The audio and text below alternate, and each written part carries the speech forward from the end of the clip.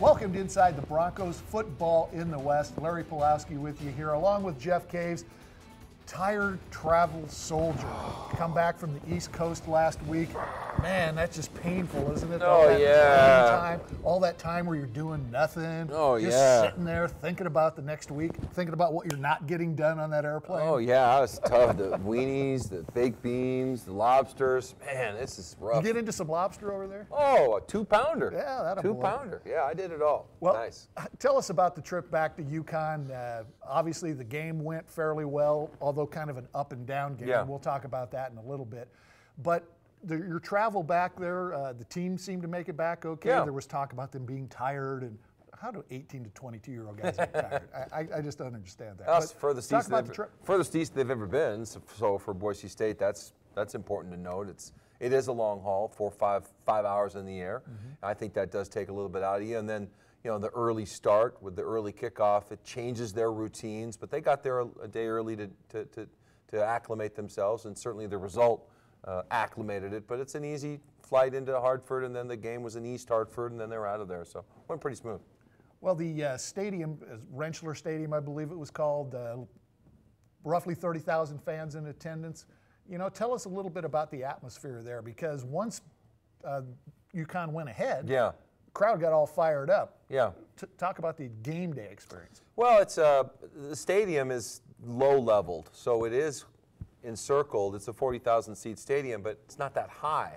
So the crowd doesn't get that pitch down like at Albertson Stadium. Yeah. You don't get that effect, or certainly not like at Seahawks, what they have at That's insane. Yeah, they don't get anything like that.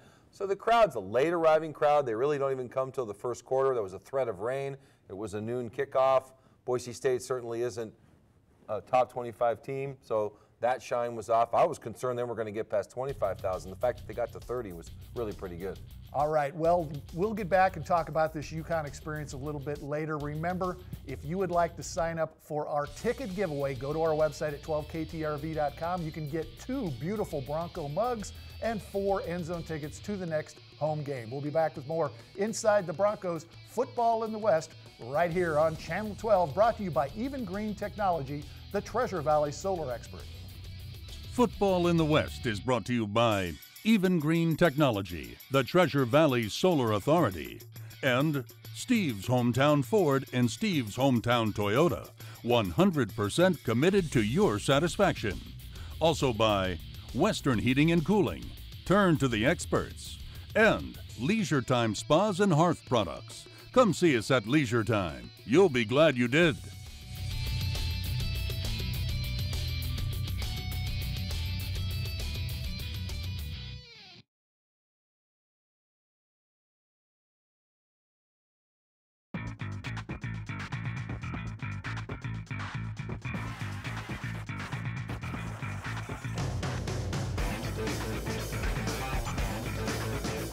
Welcome back to Inside the Broncos, football in the West.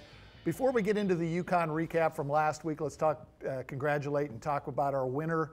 He wins 2 beautiful Bronco mugs. Paul Walters from Boise, 4 end zone tickets in the south end zone. Congratulations to Paul from Boise. And Paul, as I delivered his prize, Jeff, is actually a Boise State alumni. Great. He graduated 2 years before before I did, and 4 years before you did. So All right. there you go. All right, well, the Bronco defense got the ball rolling last week in fine fashion. Anytime you can get a defensive score that early in the game, that is absolutely the best way to start off the game. Now, they did relinquish that later on, but what a great start for that D. Yeah, I think what I like the most about it, Poe, is that it gives your offense that cushion, that confidence that, okay, not all the pressure's on us. We got enough pressure just showing up sometimes to find other receivers, to get other people involved in the game plan, and all this other stuff that coaches are filling them with every single day of practice. So that's the thing that's great. It gives them confidence and some wiggle room to take some more chances because you've got a lead. Well, and it was fun to watch, too, guys like Matt Boson and Correa. These guys you haven't heard a lot about, but, boy, they were running around the field. They look like athletes. You know, they get to the ball, and 8 sacks. That is unbelievable. It is, and it was just the fact that when you watch the game, you realize that Boise State's speed on the edges opens up all kinds of other opportunities once you establish that on the outside, you've got tackles now concerned with over-committing to that, and then you can slip guys up in some schemes with some twists, and a lot of the nice work that they did up front was coming off of some great work by other tackles, setting somebody up to get free, and it was dominating. That'll change this week with the task they have in front of them with the Raging Cajuns. But for what they did last time, that was as good as you're ever going to see. Well, and on the other side of the ball, I thought you got to give UConn some credit. They did a great job of bottling up Ajayi. They did a good job in establishing that line of scrimmage and really not letting him break away. I think maybe the biggest carry was like 8 or 9 yards for either one of the running backs. Demas still 1 carry. I don't understand why they don't get him into the game more, but I don't think it would have mattered who was in the game. Your thoughts on UConn's prep and how Hedrick managed the game, which wasn't too bad, was it? No, I don't think so. I mean, you look at his stats, it was decent. I think the tight ends did get more involved because at times they had to bring the tight ends there to try to get some blocking done so that you could get Ajayi unglued, and that never really worked. They committed to the run and they forced him into the throw. Boise State's going to see a steady diet of this. That's not the first time it's going to happen. It wasn't the first. It won't be the last. So you'll see a lot more of Jake Rowe and play action pass.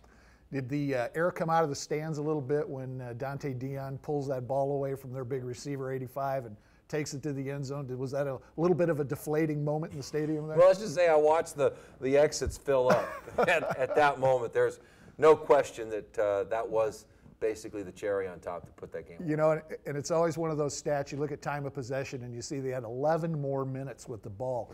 Kudos to that defense for Boise State for staying on the field that long. Yeah, and Boise State's offense, Poe, a lot of 3-and-outs, plus they only had, I think, 4 and 5 plays were their average drives. 4 and 5 play drives, so they were off the field quite a bit. All right, very good. Well, that wraps up the UConn game. Later in the show, we will talk about the Raging Cajuns right here on Inside the Broncos, Football in the West.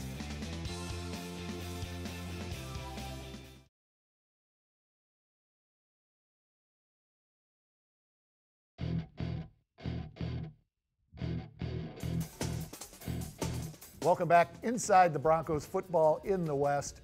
Time now to turn our attention to the Mountain West schedule. A couple of really unique games, and we're going to kick it off with what I think is the highlight game of the week. San Diego State goes up to play the Beavers of Oregon State. Now, we saw Oregon State at the end of last year at the Hawaii Bowl, so we know a little bit about the Mannion Act and how he and his receivers can get the job done. But you think San Diego State has got some issues coming into this game? No, they do. They've had a lot of injuries on defense, a lot of challenges in that way. They've had some turnover challenges because they've had to come back in some games. They've lost a couple of tough games as well. If I'm looking at a game plan for San Diego State against Oregon State, it's the classic. If you could get Dean Smith's 4 corners offense, keep away. You could play that.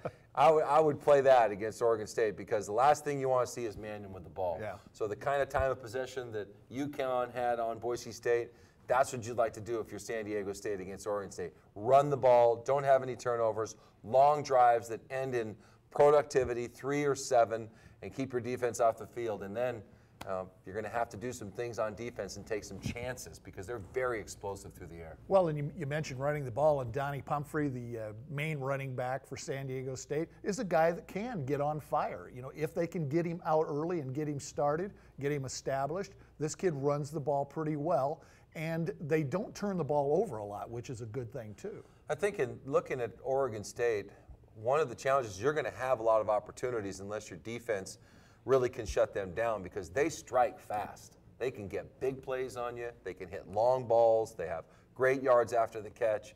So San Diego State's offense has to slow this game down, and Pumphrey is one way to do that for sure. All right, very good. Well, Utah State travels to the south to take on Arkansas State this week. Utah State without Chucky Keaton again. Now, they say it's not a season-ending injury, but he left the field on crutches last week. Your thoughts on going into the Deep South for Utah State this week? You know, Aggies, at the end of the day, Utah State's better at home. Right now, they're not traveling well. It's probably more about injuries. I didn't think that Chucky Keaton looked healthy all year. No, and he was this limping around isn't a criticism on Utah State. It's not a criticism on their medical staff. But I saw Fackrell, their all-everything linebacker, a tremendous player, hurt his knee, go out of the game, come back in, and then his knee completely buckled. Wow. His knee completely buckled, and a first-round draft pick in the NFL now has to overcome that. So their two best players are really done and out. I don't think they have anything left, specifically against Arkansas State, who plays real well at home. I think they're in trouble. They do play really well at home. All right, and then the last game on the docket, I just had to bring this up, 2 0-3 teams, Southern Utah and Fresno State, both 0-3. Now, little difference in the schedule they've played. Bulldogs will get off the schneid here, won't they? They better. They better. They better on this week. I think they will. All right, when we come back, it's time to make some picks, and boy, are we good at that. We'll be back with more Inside the Broncos, Football in the West, brought to you by Even Green Technology.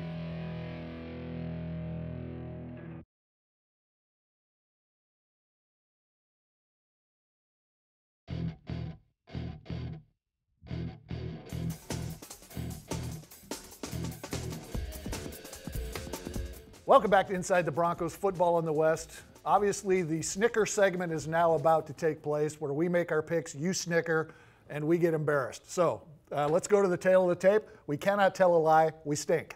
All right, Caves, we at least got the Boise State game right last week. We both took Boise State. Thank goodness Dante Dion picked a pass off, or we would have missed that one too. Pathetic for the year. You make a lot of money if you go against us. So here we go again. Not bad.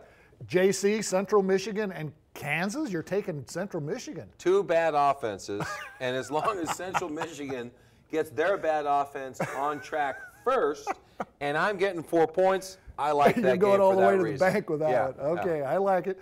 Now you got a game with Jameis the Seamus, going to miss a half of football here for Florida State. You're taking Clemson. Yeah, plus 22, that's a good spread. Yeah, well, that was before the suspension when I made that. And, you know, this great offensive line, great defensive line, I just think that's such a huge spread for a game and a team that has not necessarily played like the number one team in the country. And now with that distraction, it'll be interesting to see if they can cover that kind of spread. I think that spread's way too big. I think that's a great pick, Jeff. That should get you on the board. All right, I'm going to move on to a game here in the Mountain West. San Diego State's getting 10 up at Oregon State. I don't think Oregon State is that great, but San Diego's got to come to play to get that done.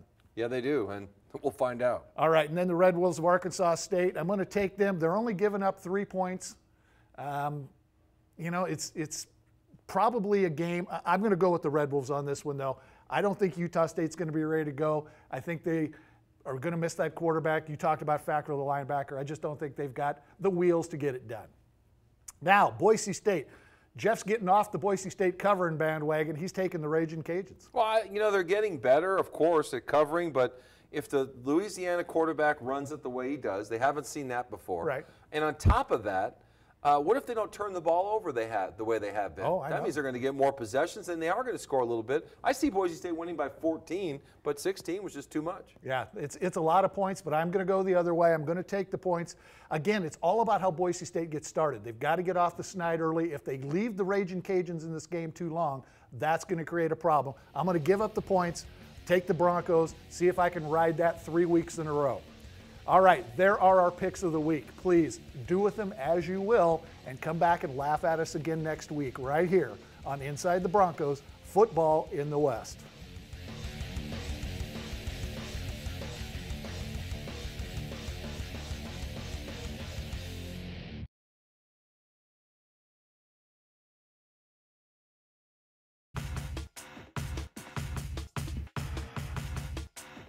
Welcome back to Inside the Broncos, Football in the West. We turn our attention now to the Pac-12 Conference. And the first game on our docket, the Utah Utes travel back to Ann Arbor, Michigan, and they get to go to the big house with 110,000 screaming crazy Wolverine fans.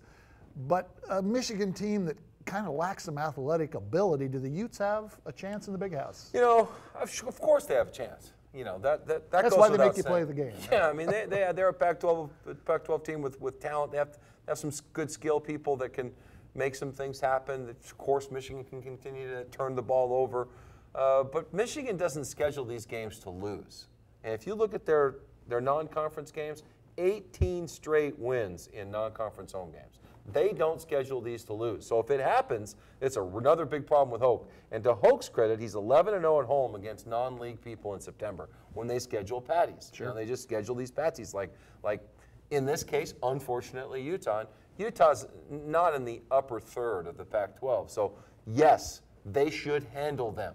But will they execute and get that done? Well, I just always look at the environment, too. I mean, walking into that stadium, you know, it's been there for years. They keep making it bigger and bigger and bigger. I cannot imagine 110,000 people at a football game, but yet they do it week after week after week. So we'll see if the Utes can handle that environment.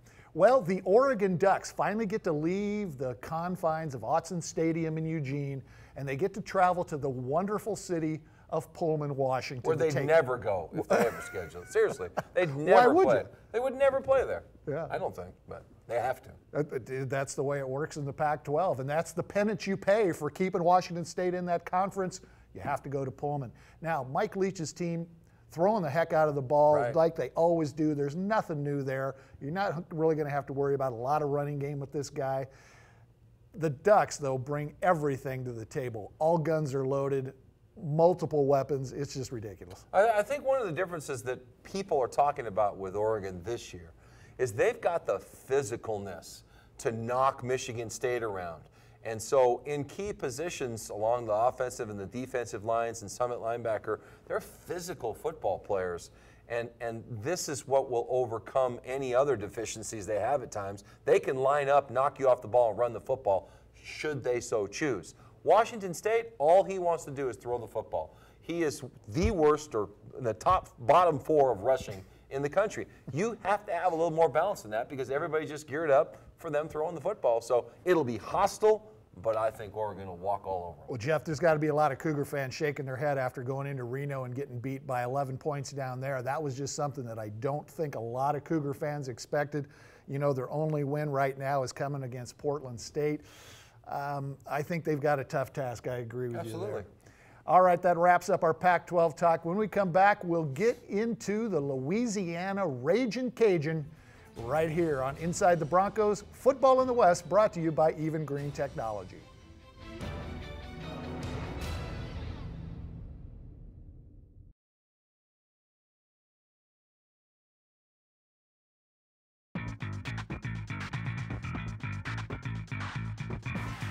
Welcome back to Inside the Broncos, Football in the West. Don't forget, go to our website, sign up for those tickets and those beautiful mugs. You can be a winner, just like Paul Walters was this week. All right, Jeff, the Ragin' Cajuns are coming to town. It's another 8:30 start time. It's on CBS Sports Net. Right. Got all the lights, bells, whistles, and they got a quarterback by the name of Broadway. So we got Broadway lights. And you know, Coach Harsin made this guy sound like the second coming of Joe Montana. Well, it's because last year he tore up Arkansas State, and he was good enough when they voted. They said this is going to be the MVP of the Sun Belt Conference. He had that kind of projection.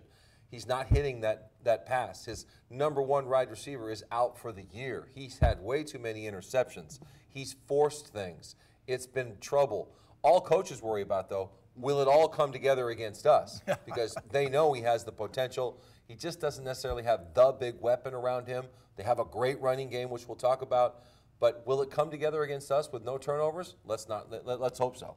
Well, and that passing game for Boise State is a concern. They've allowed a lot of yards through the air this year, and if they let Broadway get off early, you know, it could be trouble. And then the fourth quarter woes seem to have been fixed last week against UConn, but, you know, you've always got that in the back of your mind. You talked about running backs. They have a two-headed attack here. Elijah McGuire is one guy I like, but Alonzo Harris is probably the guy I like better. Yeah, well, they have a familiar scheme at least. You'll see a lot of the pistol. They have a zone zone read scheme, so there's a lot of pressure on the defensive ends. That could slow down Boise State's pass rush. The offensive line is not only great at run blocking because they're producing about 200 yards a game, and they did a good job on Ole Miss. They gained more yards on the ground than Boise State did against Ole Miss, and they got blown out in the game. So I do believe they did better than Boise State running the football. And they've only given up one sack all year, though. Okay. So that's a strength on strength. And this kid can run. He's very mobile. So there's a lot of intangibles that have these coaches on high alert for this game Saturday night. All right, well, let's flip the side of the ball and move to the other side. You've isolated one player for Louisiana that you really think is an NFL, maybe first, second round draft pick? A lot of people do. Justin Hamilton, you'll look out there and you'll see, hey, what's this number 6 guy doing on the defensive line? Well, Justin Hamilton is a preseason all-conference guy. He's a big 300-pound tackle. He can be extremely disruptive. interior-wise, and Boise State's coaches, again, very familiar with him and have already told anybody that will listen, probably are the top 2 defensive players on the schedule this year for Boise State's number 6. Wow. Well, that's an amazing stat. To me, Boise State comes down to offensive line this week. They've got to open up some holes for Jay Ajayi or Demas or whoever they put in the backfield, pretty much probably going to be Ajayi. They've got to be able to pass block, and it's been refreshing to see Grant Hedrick be able to use the tight end position as well as he has in the last couple of games. Your thoughts on this offensive line versus the Ragin' Cajun? Well, they got to control Hamilton to some degree, because if you have things with if you have an issue with your guards and your center who can't contain a tackle, it affects everybody around you. It'd be interesting to see what kind of pressure they bring on Broadway, because of the way he likes to run the football. All of a sudden, you've got to keep some guys at home. You don't want him breaking contain. So Coach Yates has a lot to prepare for this week. Boise State offensively, if the times get tough, can they bring in double tights? Can they bring in a fullback? Can they load up in the backfield and say, let's go mano-a-mano? I don't know. That's not been what they've done. They don't have those kind of tight ends. They need Connor Peters back, who gives them that opportunity. But in the meantime, they'll have to find a way to get Ajayi untracked. I think you're absolutely right. And I've watched that offensive line, and I've watched with the ability for those guys to do some of the things they do. They're very athletic, okay? But sometimes there's massive breakdowns in that offensive front, and that's what concerns me about this whole thing. So we'll see how that all works out. Well, Jeff, you've in our pick segment, you took the bad guys, I took the good guys. Yeah, I took the points. And I don't blame you for that. I really don't. I think that's how it's going to be. All right, well, that will wrap up the Louisiana breakdown. Guys, we'd just like to thank our sponsors, Steve's Hometown Motors over in Ontario and in Payette. They do a great job over there. And Even Green Technologies is your solar expert. Jeff, late. You went from 5 o'clock in the morning show to 5:30 in the evening show this week, right? Right, well, 3:30. I'll be there at 3:30 on 670 KVY with Bronco Game Day on the air. Okay, 3:30, 5 hours of great coverage. Watch Jeff, listen to Jeff and the crew, and you can watch us every week right here on Inside the Broncos, Football in the West. Thanks for watching.